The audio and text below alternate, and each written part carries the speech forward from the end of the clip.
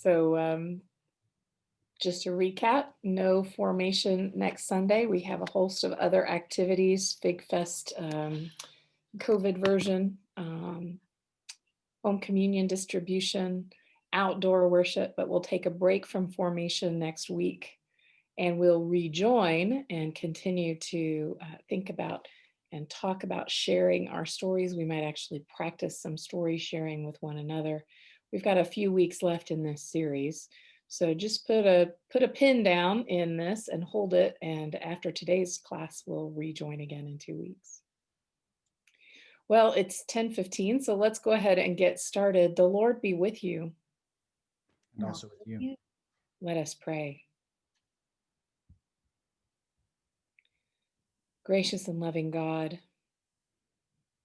you invite us to speak to you and always hear us when we pray.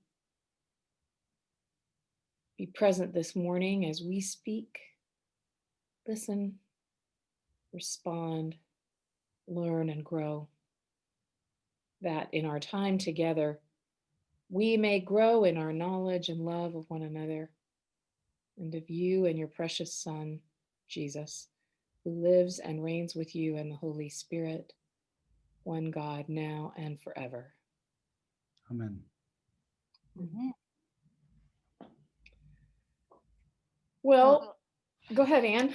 I was going to say, as you teed up so beautifully in your sermon this morning, today we are going to talk about listening. We've had several weeks talking about grounding ourselves in our spiritual practice so that we are more prepared to talk. And then we've talked about opportunities for sharing and sharing our own stories and thinking about preparing what we want to say and practicing. But there's another side to the storytelling, because it doesn't mean much if there's not someone there to listen. And listening is also a spiritual practice. Mm-hmm. And so we're going to talk some about listening, because when we have the opportunity to hear someone's story, we want to be really good listeners. For sure. Jesus' commandment is simple. Love one another as I have loved you, so you must love one another. That comes from John 13. And Jesus loved people in so many ways, but loving through listening was often his first move. Yes, he listened to stories, and we have here one of my favorites. So, from the road to Emmaus. On Easter Sunday, 2 disciples were on the road to Emmaus talking about what had happened. While they talked, Jesus himself came near and went with them, but their eyes were kept from recognizing him. And he said to them, "What are you discussing with each other while you walk along?" He knows what they're talking about, but he wants them to have the chance to tell the story. Cleopas answered him, "Are you the only stranger in Jerusalem who does not know the things that have taken place there in these days?" He asked them, "What things?" He understands that they need to tell the story, and so he encourages them.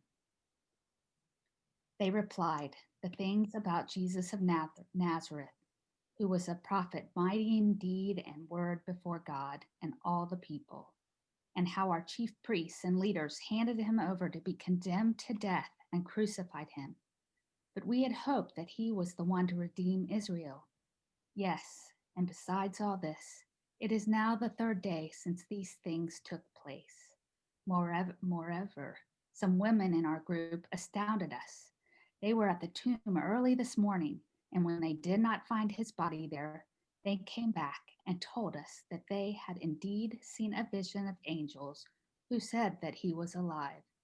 Some of those who were with us went to the tomb and found it just as the woman had said, but they did not see him."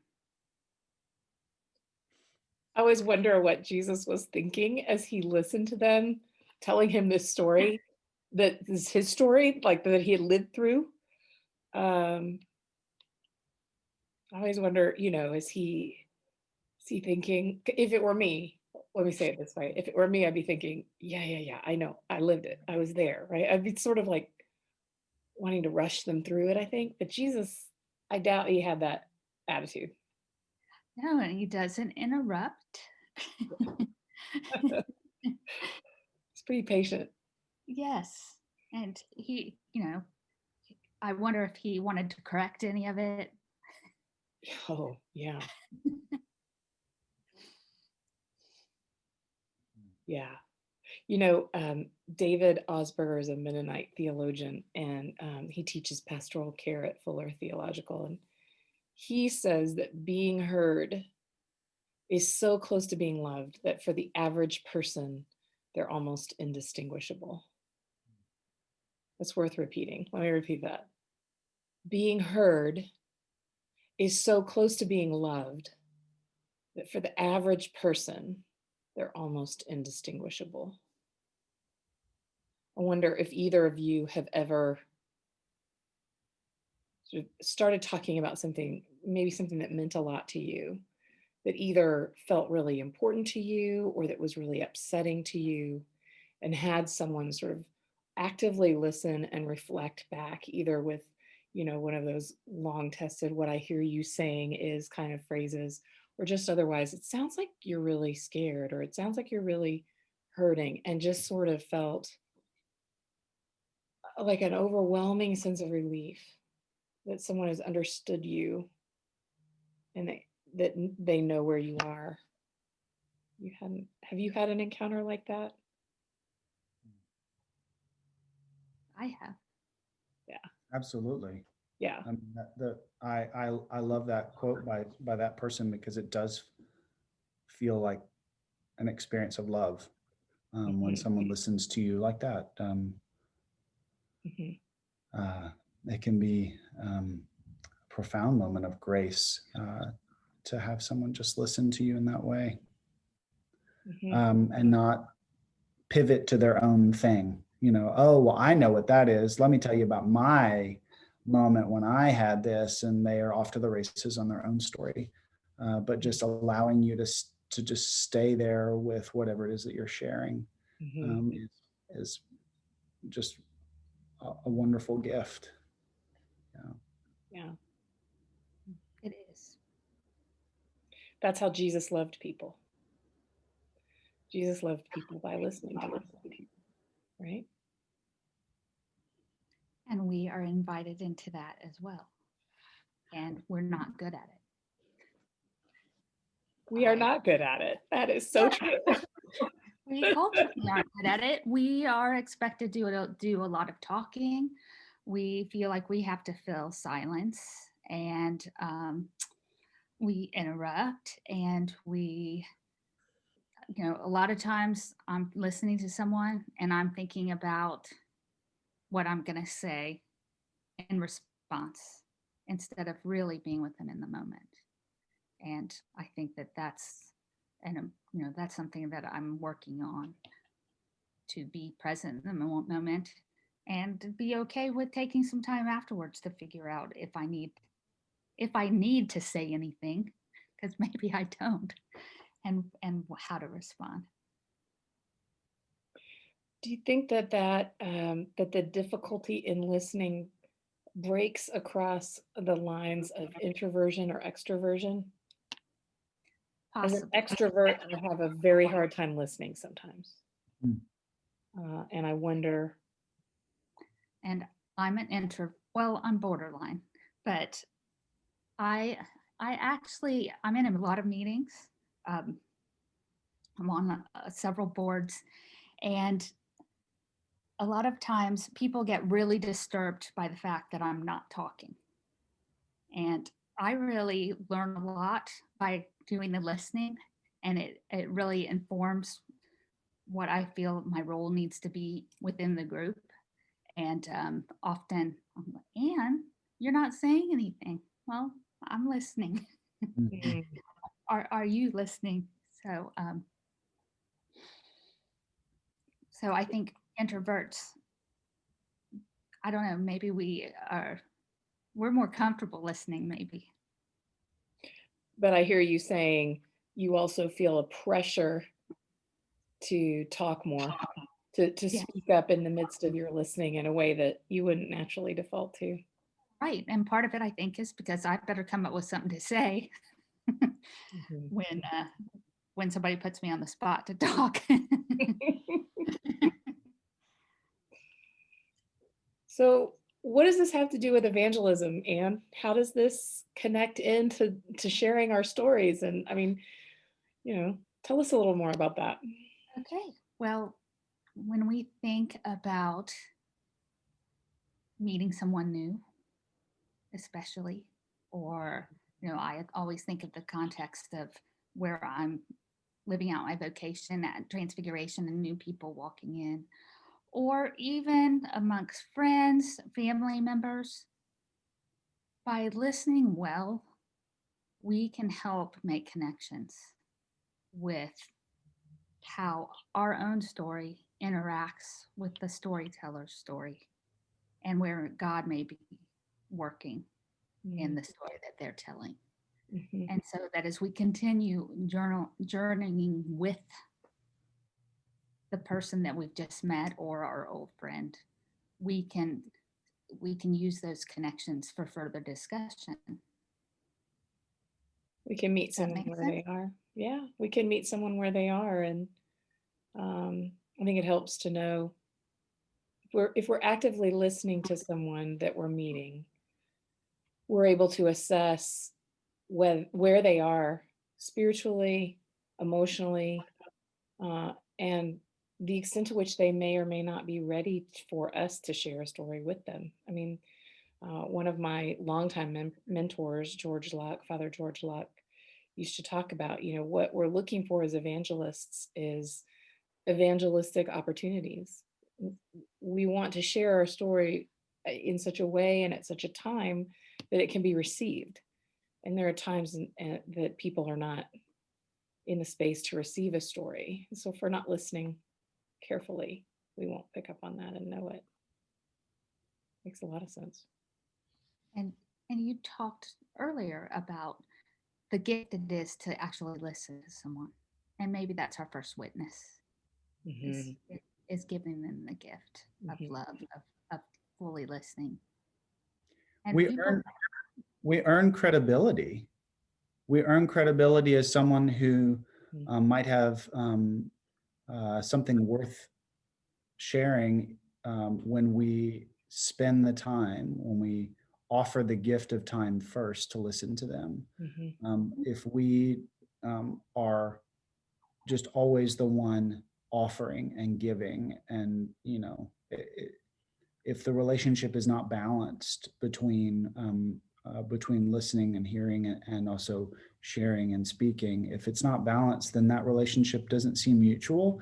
It just seems like I have something to give you and you need to hear it, and that is more likely than not going to be a sustainable relationship, first of all, and an effective evangelism experience. That person has a story just like we do. And we've been talking the last several weeks about like um, God has been in their life too, right? Like they are grafted into the great story of God, whether they've been aware of it completely or not. Like God's been up to stuff in their life too, just like God's been up to stuff in our life. Mm-hmm. So sometimes the art of listening is just like getting a sense of where we think God might have been up to something in their life and learning their story. And then it builds credibility when we then say, I'm so glad you told me about that. I didn't know that. Tell me more about that. I wonder if God was somewhere in that. Yes, I mean, the stories that someone shares with us are just as much gift as the stories we want to share with others.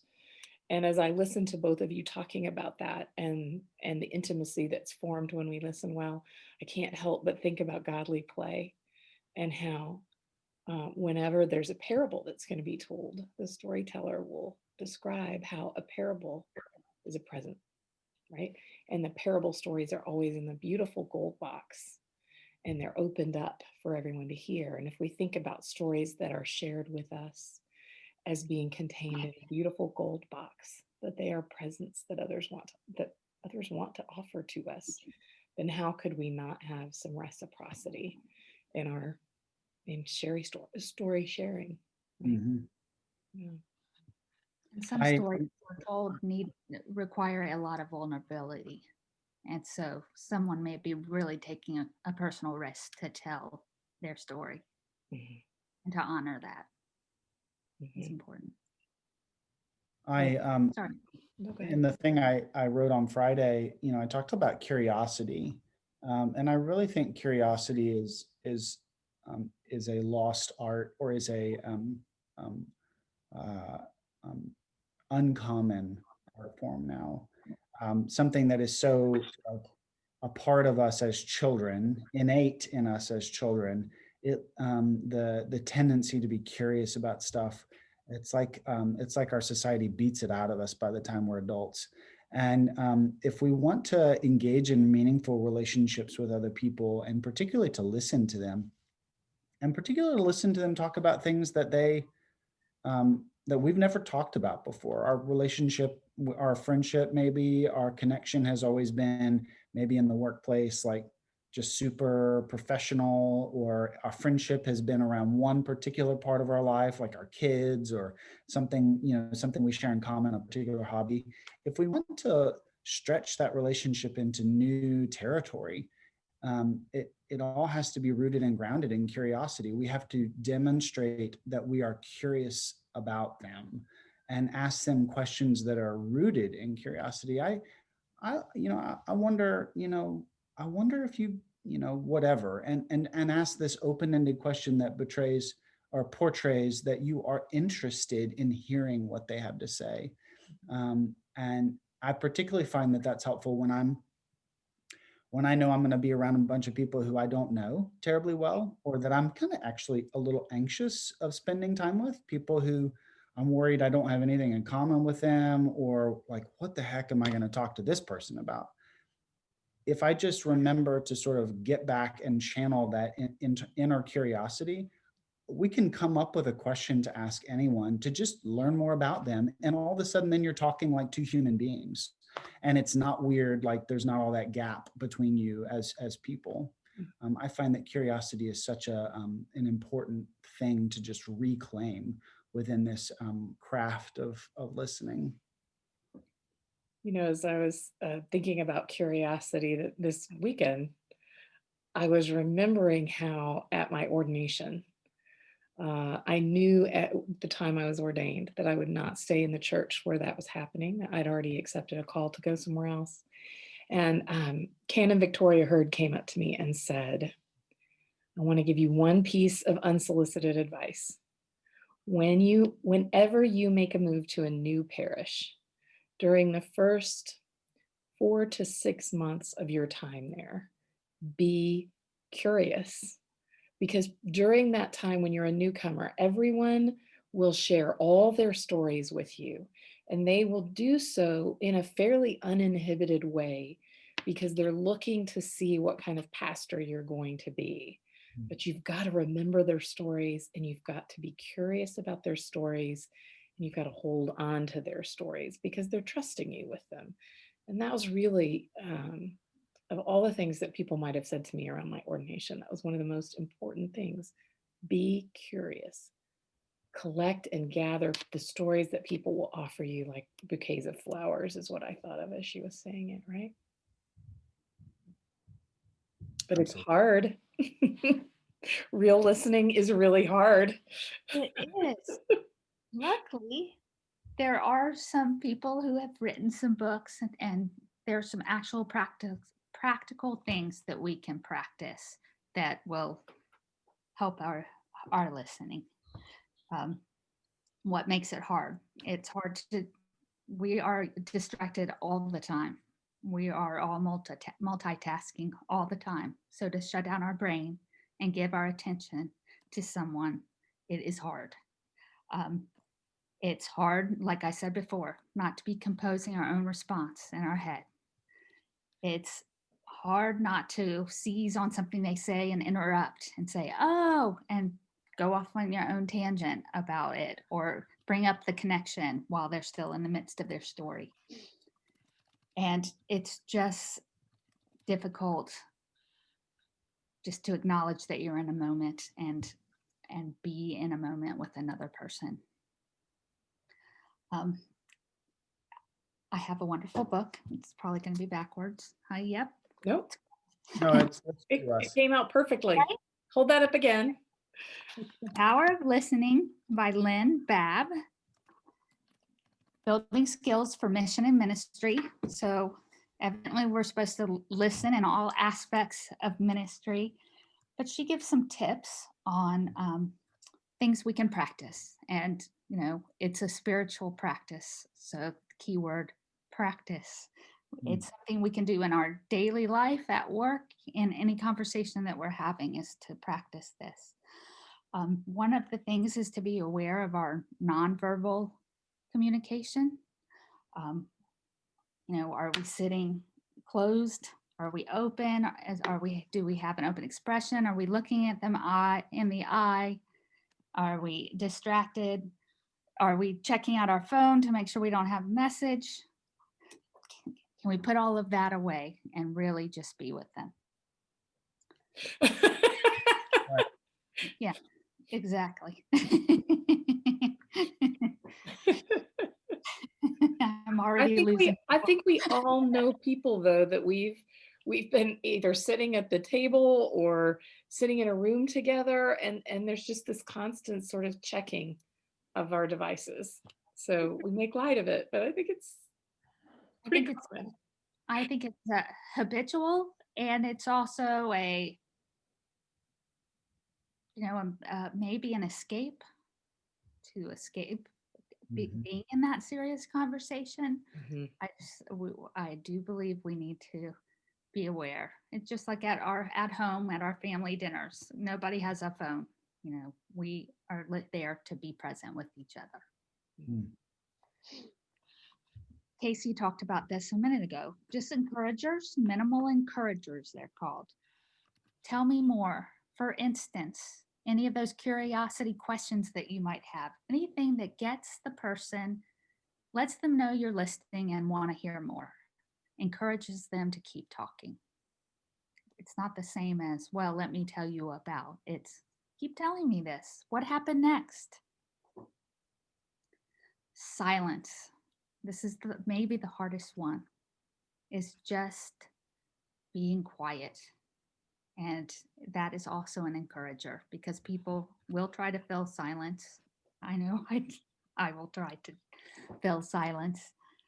To allow them the time to collect their thoughts and speak, and just to be there in silence. I will also say that silence is very helpful when trying to listen to God. We also need practice listening for, who is also continually trying to connect with us. And I find I crave silence when I'm alone. So. It's that still small voice that I was talking about in my sermon this morning. And it's, I don't know, for me, I really resist silence. And like I said and acknowledged, if I had known when my friend invited me to this service that after we sang some songs and heard some of the Bible, we were going to sit there for 15 to 20 minutes and no one was going to move or do anything, I'm not sure I would have gone. I really don't know that I would have gone. And when the silence of that moment started, I looked around and all the people around me had clearly done this before, and they were just sitting so peacefully and so meditatively. And I kept looking at my watch thinking, I wonder how long this is going to last.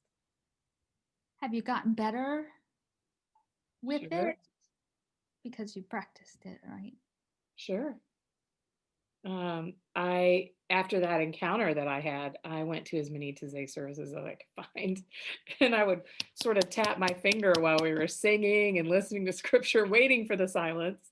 And then when the silence would come, I would sit there and be like, okay, go. But it doesn't happen that way, right? Like God doesn't speak to us on command all the time like that. So it didn't ever happen again in a Taizé service until I learned to let go and to really, instead of rushing through anything, to clear time, to clear space, to engage in a form of self-emptying, which I think is a good word for those of us who want to become better listeners. We have to empty ourselves of our agendas and our watches and our devices and everything else that could be a distraction, and really sink into time with God or sink into time with another person to listen well. Yeah. Mm.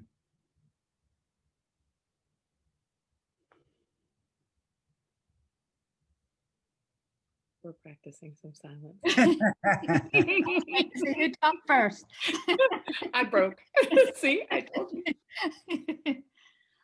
Well, the hardest thing for me in silence is to shut down the voice inside my head that likes to talk. So, Mhm.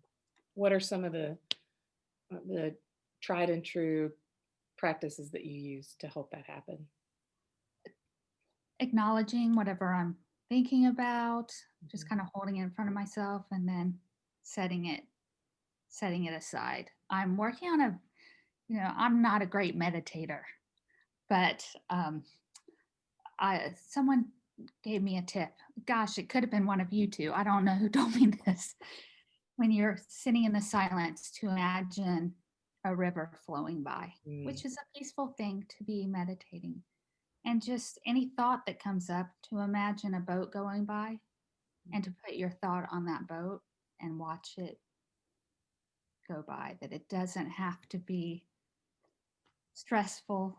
You can just let it go and don't worry about having that thought. It's okay. Mm-hmm. There's a lot of ships in my river. Is it rush hour? Casey, do you have any stories about silence?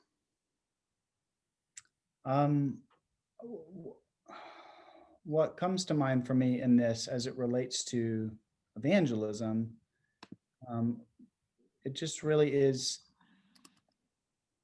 that the deconstructing of the notion that effective evangelism, is me doing the talking to someone else. And I just really think that what y'all are talking about here today is so important, that effective evangelism is listening to the other person. And that means you have to be willing to be quiet and to not share in the conversation, and to not try to be the most stimulating and dynamic and interesting and funny and cute conversation partner ever. But that when you're trying to have these deeper level conversations, sometimes we have to fight the instinct to speak and embrace a counter instinctive thing to be quiet. And so this art of practicing silence, I think the spiritual practice of silence is something that helps us, when then we're in that moment with that person, remember how to be quiet and to not just like start to word vomit.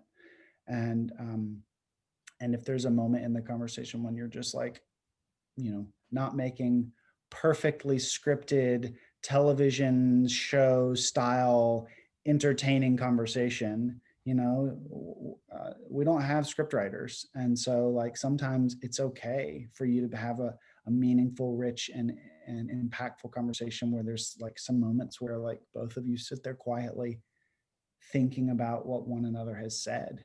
And so learning how to be quiet within yourself without another human being there is just a way to practice. I love this idea that we're practicing this stuff. You got to practice that.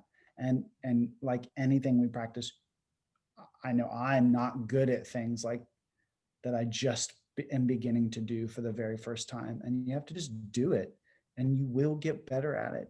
You may not like win an Olympic gold medal at it, but no one's asking you to.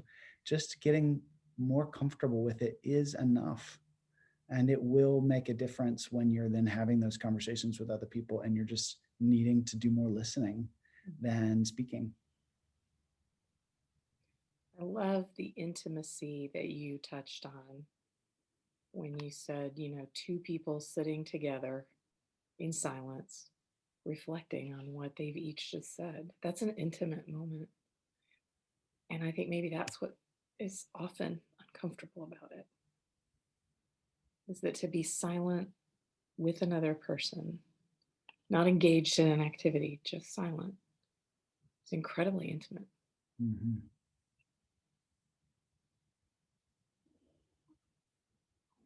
Mary Brooke notes that when we allow ourselves to hush up, often the other person will, like I just did a few moments ago, break the silence. Mhm. And often they'll break it with something very, very profound because we've given them the space to sort of summon the courage to say something that they need to say. So thank you for pointing that out, Mary Brooke. Mhm.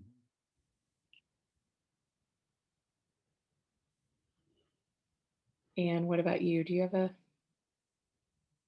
a story about silence and how you've used that with someone else in your life? I didn't tell you I was going to ask you that question. It's just springing. I know you don't like to be put on the spot. Sorry. And I was listening to your question and I don't have a good answer. I'm like, oh no. I can't think of anything in the moment, but I do know how it feels to have someone listen to you and really encourage. I've had people listen to me and encourage me to speak, and it's a valuable gift. I mean, I remember sitting here and I'm thinking about how I came to be here as a priest, right? Like, how did I get here? And some of the most impactful moments of my formation as a person, as a Christian, and then as a potential minister, have been experiences where trusting friends and or even mentors took the time to sit down and just like talk to me, but spent most of that time drawing out from me things and listening carefully. I mean, I can remember these moments so clearly because they are so rare. When we do this work, when we offer ourselves in this way, it comes back to that original quote that Rebecca offered to begin. I mean, it is we are participating in a manifestation of love that is rare, because it is an expression of love. And so that's why I'm sitting here and all of these faces and the places where I had the conversations. I mean, I'm remembering them because I was so my senses were tingly. I could feel, I just remember all of the experiences and emotions because it was that impactful to be heard, to be listened to. And then to have the people reflecting back in a way that wasn't just like they were cardboard cutouts and I was just, I could have been talking about anything, but they were then participating. They were actively listening and offering things back to me. Those were very holy moments. And I guess I think I can say with real truth that I am here, sitting here today, in no small part because of people who took time to listen to me. For sure. And who, don't you feel that in listening to you do the talking, they drew out of you what was already there? Like you already knew somewhere deep within you where you were headed. Mm-hmm. But they created a space where you could say it out loud. And at least for me, the first time I said out loud, maybe God is calling me to be a priest, was the most terrifying thing I'd ever said in my life. And it stayed terrifying for a long time. I mean, I was already into a vocation at that point. It meant a total turnaround of a lot of things. So it was incredibly scary. And I think the first 5 times I said it out loud, it remained just as scary. And sometimes the gift of listening is the gift of allowing someone to articulate a truth that is deep within them that they're having trouble arriving at as truth for them, which is kind of, I think, what I heard you describing. Yeah. So that's exactly it, because all of these friends and these specific conversations that are just like in my mind, right on the edge, um, they wanted to share something with me. They had particular things they wanted to share with me, but I only realized that they had a goal in mind in the conversation after the fact, because actually the way they practiced the conversation was not telling me things. Mhm. It was actually, they had a goal in mind, and the way we got to the goal that they had in mind for the conversation was by drawing it out from me. Mhm. And so asking, again, it came back to sort of like an orientation towards curiosity, towards question asking, and they using questions. And none of these people were spiritual directors. I mean, like, these were friends and mentors, but like, these were not formal conversations that were happening where we had like the formal relationship. These were just like sitting over lunch, one of them, and sitting out on the campus at University of Texas, like meeting up and sitting on a brick pavement in between two buildings.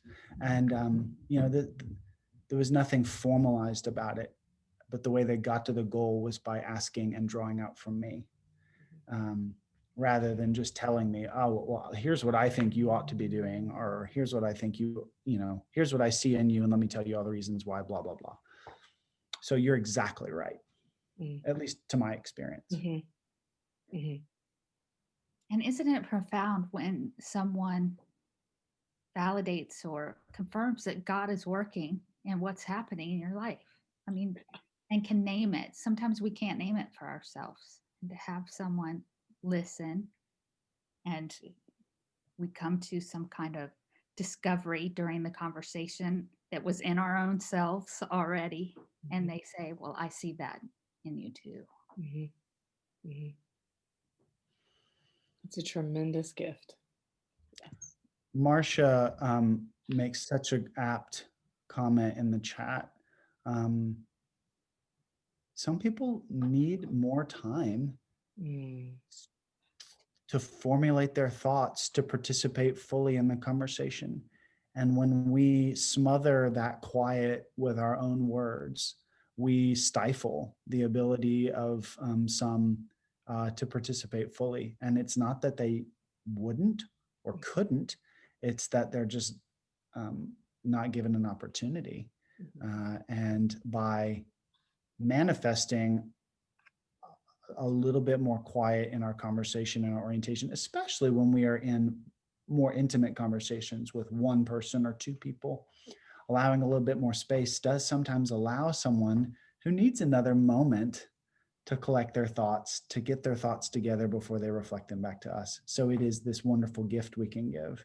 And Marcia, your comment is wonderful.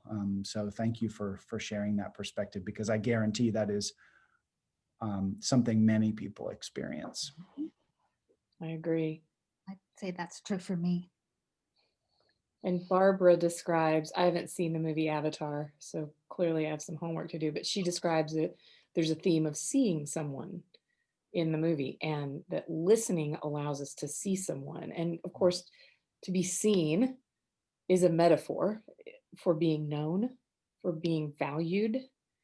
And I think that's right, that part of the reason being heard, being really listened to actively feels like love is because in the process, we come to notice someone, we come to know what they're going through, we come to walk a little bit with them, like on that road to Emmaus, and we do see them more deeply. We know them and understand them better.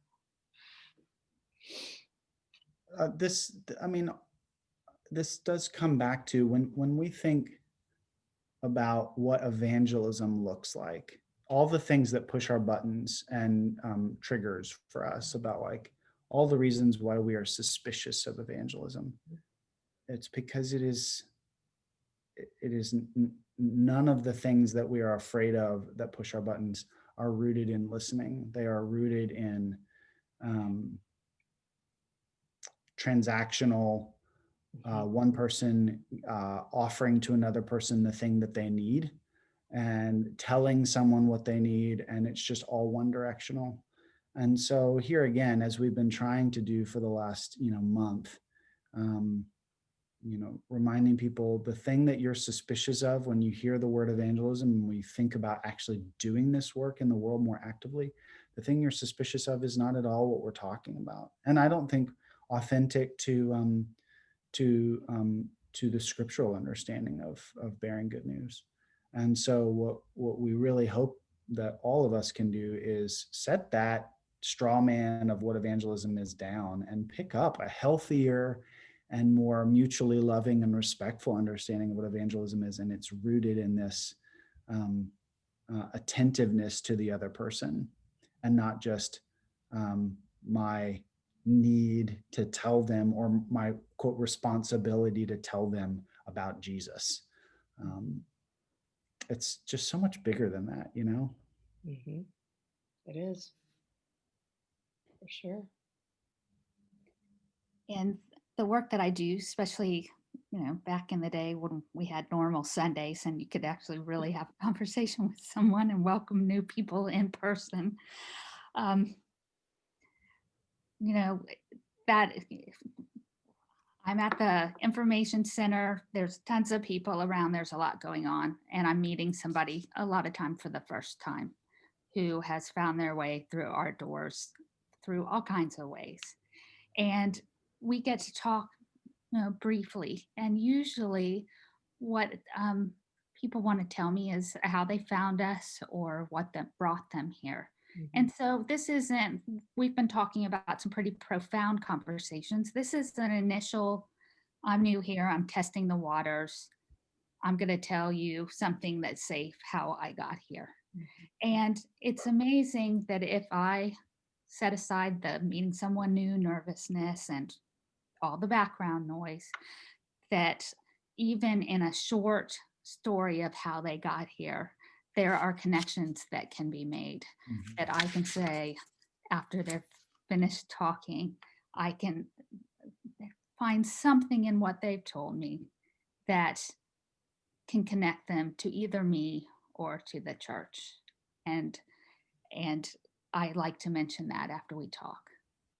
I also like to take whatever story they've given back to the staff when we meet on Tuesday and say, we had a great new visitor, this person, and they came to us from this church in Houston and are here now, and their rector referred us, and they wanted to try us out.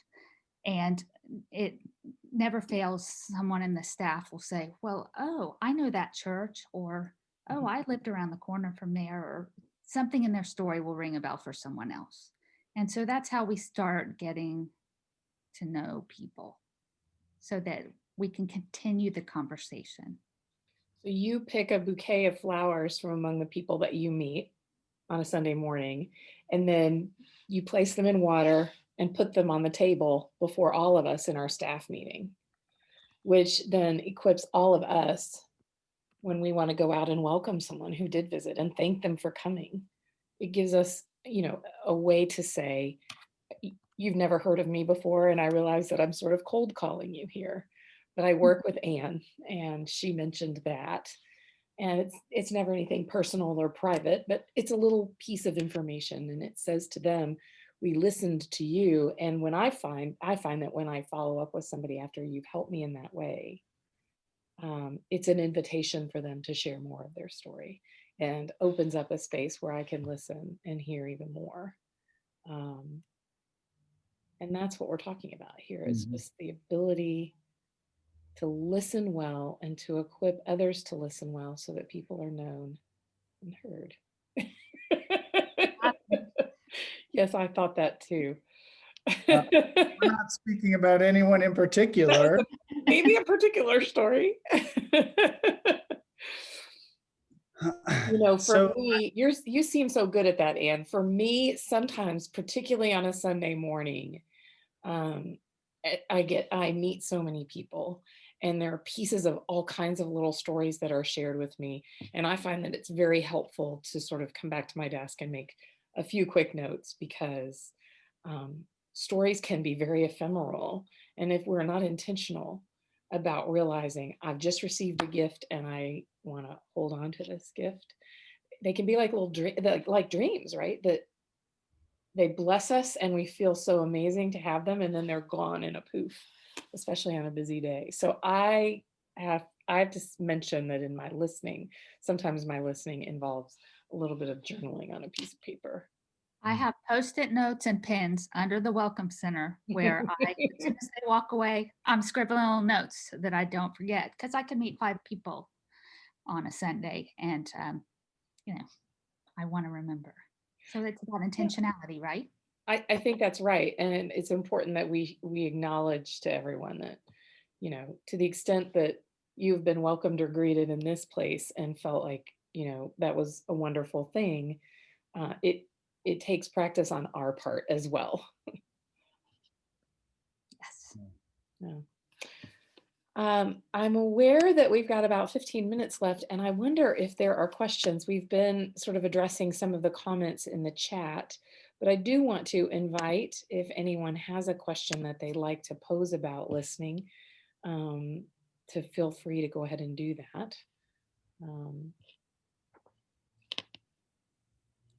Or if you have, it's always good to share challenges. If there's something that's especially challenging about listening to you, I'd love to hear that too. Oh, for sure. I do hope everyone that you're seeing the connections between this, which we are locating within the specific practice of evangelism, and the broader opportunities that there are to become better listeners, just generally as people, and that our society needs Christians who are better listeners, who are more attentive and patient listeners, and who show a lot more curiosity about one another than certainty in their own rightness. And Christianity has become so dominated by self-confidence and rightness, and our society is drowning in all of that certainty, and is lined up on opposite sides of whatever it is, and listening and curiosity are the kinds of things that just like deconstruct those walls. So even as we are talking about this as an art, as a spiritual art, as a spiritual practice that aids us in bearing good news into the world by first listening to one another, please, I hope that you can see how this might aid all of us in being agents of reconciliation in this world right now. I'm hearing stories from people who in our church do not feel listened to. They feel scolded, they feel chided, they feel dismissed, and we can be better than this. We can show better listening to one another here within the community, and then let that then equip us to do better listening out more broadly too. It is a perfect vaccine. Listening and listening well is a perfect vaccine for the pandemic of contempt that you've been talking about. And that's even harder. I mean, we've been talking about listening is hard even when we're with someone that we want to listen to, who we potentially know or want to get to know. Listening to someone who has things to say that we don't agree with, or that we feel like we don't want to hear. We've, as a culture, we've lost the ability to do that in significant ways. And that's something that I grieve deeply. We ask rhetorical questions that are actually rooted in a reaffirmation of our own position and an attempt to sort of show that other person our suspicion of them. We don't ask questions of basic curiosity, like, when you know what the right answer to the question is before the person is even spoken, then that's not a real question. Um, Real questions are questions that are open-ended, where you are truly interested in hearing whatever it is that that person might offer back. And that's where this becomes truly sacred work, because it's hard, because this is calling us beyond what society does and what people who have never heard of Jesus would be capable of doing. When we to bring it back around to where y'all started us, like, Jesus teaches us how to do this. Jesus teaches us how to ask an open-ended question and to be compassionate to the person, and to not just one directional the conversation. Mm. We got to ask more open-ended and curious questions.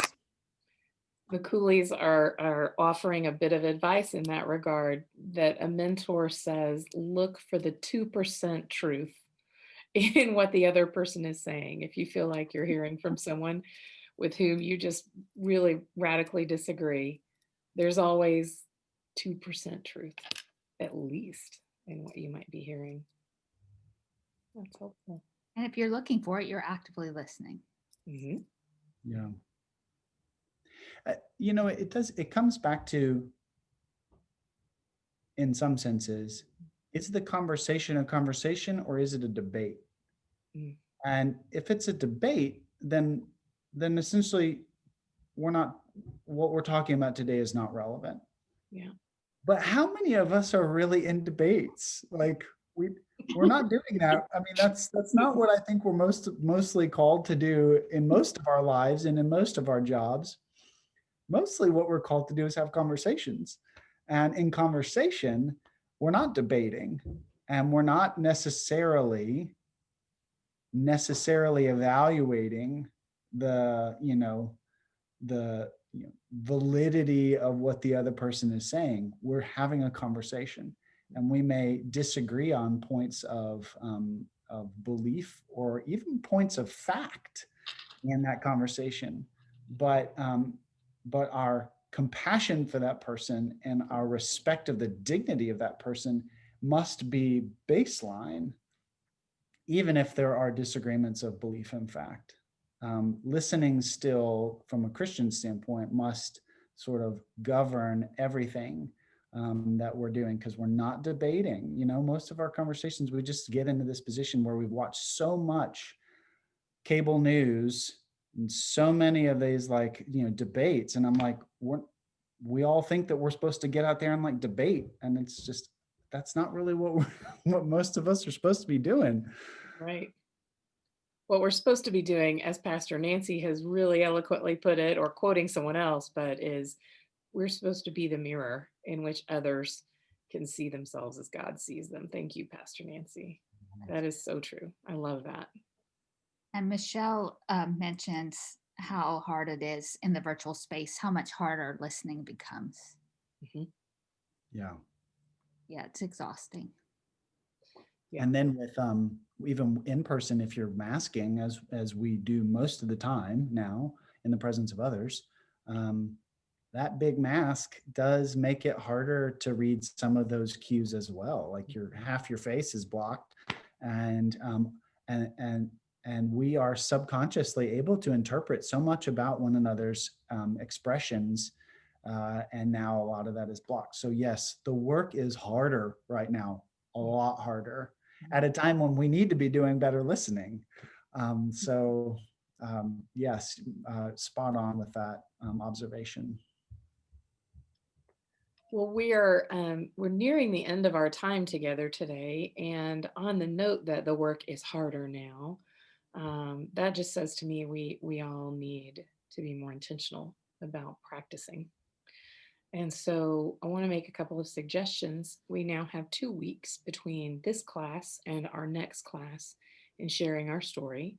For those of you who joined after we got started today, next week there will not be an adult formation, because we're going to have outdoor worship, and then from 11 to 1 we're going to have Fig Fest in the parking lot, tailgate style, during which time you can both drop off your pledge, and pick up Holy Eucharist to take home, and we'll share communion together at the end of the day. So there's a lot happening next Sunday. This class is not, but we will regather in 2 weeks. We have about 3 sessions left together. And in those 3 sessions, it seems to me, it seems to Anne, we've had a conversation about this, and to Father Casey, that what we ought to do now is begin to put some of this into practice. And so over the next couple of weeks, I'd love to ask each of you to think of a story about yourself that maybe you could tell in a couple of minutes. It does not have to be a God story. It can be, but maybe it's just a story about something that happened to you, or something that you did, or something you're considering doing that's really important to you. I'd like it to be an important story.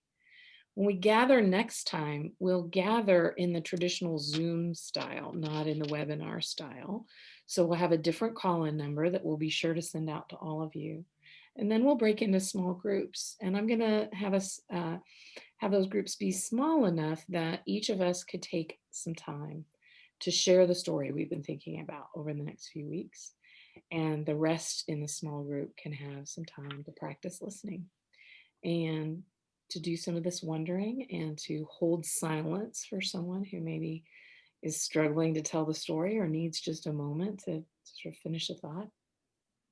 And we'll put that into practice for a couple of weeks in hopes that, yes, we all get a little better at telling stories, and yes, we all get a little better at hearing stories, and also that we might grow in our knowledge and love of one another in those intimate moments that can only be created when we take time and make space to do just that. So just a little preview of where we're going to go from here 2 weeks from now. And Casey, I wonder if you have any further thoughts that you want to share this morning as we come to the end of this first session on listening. Just grateful for all of you all for participating and having to listen as we talked. And I've enjoyed talking to both of you today. Yeah, thank you very much, both of you. Mm-hmm. Mm-hmm. Indeed. All right, well, let me look at the Q&A one more time, but I don't think we have questions. I mean, and I sort of expected that. Nothing that we've said today is trademarked. And I think many of us probably knew a lot of these things already. And that's Looks like we have a hand raised. Excellent. Elizabeth, if you want to, maybe that was an accident. Now, I've got a bunch of hands raised or questions. Or maybe that was an accident. Elizabeth dropped her hand now, and Pam has raised her hand. Okay. Now she has dropped her hand. Elizabeth said it was not an accident. Oh, okay. Well, then let's, if you have a comment, let's unmute you. Mm-hmm. Here we are. There you go. Elizabeth, if you want to unmute yourself, and certainly please, by all means. Okay, she's clarifying. No, it was an accident. I'm sorry, that was an absolute accident. I am struggling with technology. Apologies. That's okay. No worries. We're struggling too. ET says there are no questions because people are listening. And you're listening well. You're not wanting to interrupt with your own thoughts. You're listening, and in the chat, you've sort of been reflecting back that you are, and that's been wonderful. It's been a real gift. Let's see. Richard Anderson asks an unrelated question about when registration for a Saturday service will open. Father Casey, do you want to address that one, or we can take that offline? No, that's fine. A brief answer to that is soon. Is that stay tuned? Everything is complicated. Is that generic enough? Soon. But for those who don't know what the question is about, we will begin a Saturday evening service very soon, early November. Early November is the target right now. Yeah. So stay tuned, and you'll hear about it as an announcement to worship in our weekly newsletter. There'll be lots of Stay tuned, Rich. All right, friends. Well, what a delight to spend. Could we repeat Pastor Nancy's comment? Let me look. It's in the chat. She says, simply be the mirror in which others can see themselves as God sees them. And she is quoting Edward Hayes in that.